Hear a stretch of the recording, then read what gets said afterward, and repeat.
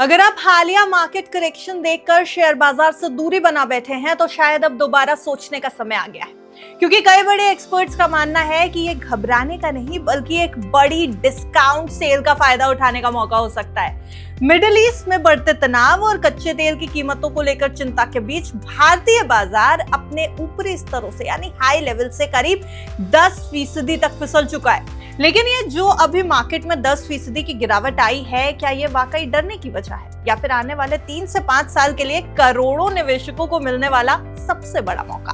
क्योंकि ताजा आंकड़े तो यही बता रहे हैं कि निफ्टी 50 की 54% कंपनीज आज 2023 के मुकाबले सस्ते वैल्यूएशन पर ट्रेड कर रही हैं। यानी जिन स्टॉक्स को खरीदने के लिए निवेशक 2 साल पहले लाइन लगा रहे थे, वही शेयर आज डिस्काउंट पर आपको मिल रहे हैं। तो क्या बाजार में चल रही ये गिरावट असल में एक छिपी हुई सेल है? चलिए इस वीडियो में सब कुछ डिटेल में समझते हैं और ये भी बताते हैं आपको कि इस सेल का जिक्र यहाँ पर स्टॉक्स को लेके क्यों किया गया। देखिए, मिडिल ईस्ट में जब तनाव बढ़ा, कच्चे तेल की कीमतों में उछाल आया और ग्लोबल अनसर्टेनिटीज के बीच भारतीय शेयर बाजार अपने ऊपरी स्तरों से करीब 10% तक फिसल चुका है।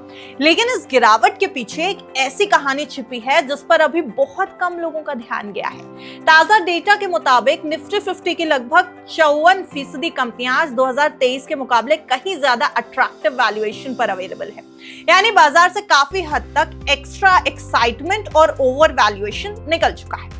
अब सबसे ज्यादा असर आईटी और कंज्यूमर सेक्टर की बड़ी कंपनियों पर देखने को मिला।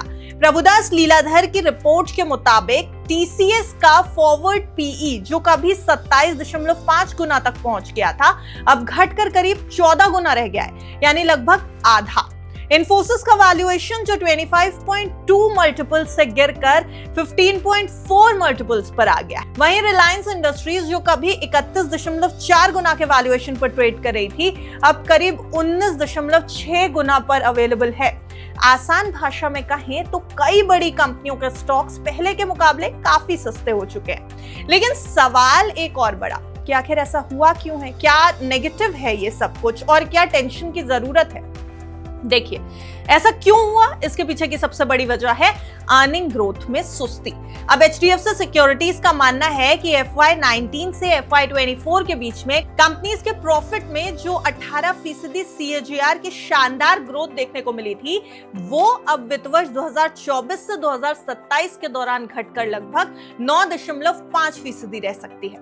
यानी कंपनियां आगे भी बढ़ेंगी लेकिन पहले जैसी तेज रफ्तार से बिल्कुल नहीं। अब यही वजह है कि एचडीएफसी सिक्योरिटीज ने इन्वेस्टर्स को कुछ बड़े रिस्क के बारे में भी आगाह कर दिया है।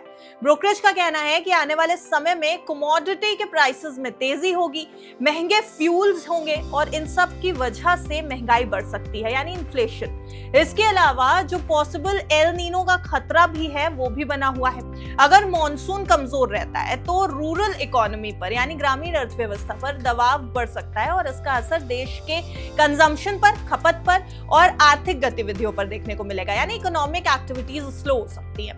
ऐसे माहौल में रिजर्व बैंक ब्याज दरों को लेकर क्या फैसला लेता है, ये बेहद अहम होने वाला है। एचडीएफसी सिक्योरिटीज ने यह भी चेतावनी दे दी कि अगर मिडिल ईस्ट में लंबे तनाव का समय बना रहता है, यानी कि जो तनाव है वो लंबे समय तक बना रहता है, तो सरकारी तेल कंपनियां यानी ओएमसीज पर दबाव बढ़ सकता है, जिसका असर पूरे ऑयल एंड गैस सेक्टर की कमाई पर पड़ सकता है।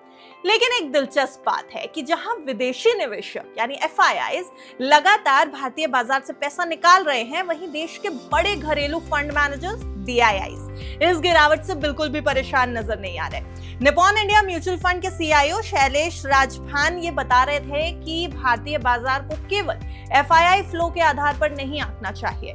भारत की असली ताकत इस समय लॉन्ग टर्म की आर्थिक ग्रोथ है, यानी इकोनॉमिक ग्रोथ। उनके मुताबिक अगर अगले 15 से 30 साल तक भारत की रियल जीडीपी ग्रोथ 6 से 7% के बीच बनी रहती है और उसमें 3 से 4% की नॉमिनल ग्रोथ भी जुड़ती है, तो निवेशकों की जो संपत्ति है वो 11% से ज्यादा की दर से कंपाउंड हो सकती है। उनका यह भी मानना है कि विदेशी निवेशकों की वापसी का इंतजार करने की अब आपको जरूरत नहीं है। बाजार में घरेलू निवेशकों की ताकत के दम पर बाजार में रिकवरी पहले भी शुरू हो सकती है। अब आइए सबसे बड़े सवाल पर, अगर ये मौका है तो पैसा कहां लगाया जाए? देखिए, बाजार में आई लगभग 10% की गिरावट के बाद कई एक्सपर्ट्स को आगे 10% से 15% तक का अपसाइड नजर आ रहा है, यानी तेजी नजर आ रही है। इसी वजह से बड़े इंस्टीट्यूशनल इन्वेस्टर्स अपनी सेक्टर की स्ट्रैटेजी बदल रहे हैं। HDFC सिक्योरिटीज इस समय financials, industrials, power, real estate, chemicals और कंज्यूमर डिस्क्रिशनरी सेक्टर को पसंद कर रही है। वहीं एनर्जी, सीमेंट और टेलीकॉम सेक्टर को लेकर अभी भी अंडरवेट रहने की सलाह दी जा रही है। वहीं दूसरी तरफ प्रभुदास लीलाधर की रिपोर्ट देखेंगे तो अगले 12 महीनों के लिए निफ्टी का बेस टारगेट 26,449 रखा है। उनके मॉडल पोर्टफोलियो में metals, capital goods, engineering, defence और NBFC सेक्टर का वेटेज बढ़ाया जा रहा है। तो कुल मिलाकर एक्सपर्ट्स का संदेश साफ है, अगले 12 महीने शायद तेजी से ट्रेडिंग करके पैसा कमाने के बिल्कुल नहीं हो, लेकिन मजबूत और क्वालिटी स्टॉक्स को धीरे धीरे जमा करने के जरूर हो सकते हैं। अगर आप इस दौरान स्ट्रैटेजिक तरीके से साइक्लिकली निवेश करते हैं, पेशेंस बनाए रहते हैं, तो यही गिरावट आने वाले 3 से 5 साल में आपके लिए एक बड़े वेल्थ क्रिएशन का मौका साबित हो सकती है। तो फैसला अब आपका, क्या ये सिर्फ एक मार्केट करेक्शन की तरीके से देखेंगे या फिर 2026 की सबसे बड़ी डिस्काउंट सेल जिसे समझदार निवेशक चुपचाप भुना सकते हैं, लेकिन फाइनेंशियल एडवाइजर के साथ। इसलिए हमें कमेंट सेक्शन में बताइएगा जरूर आपको कौन से सेक्टर्स पसंद आ रहे हैं।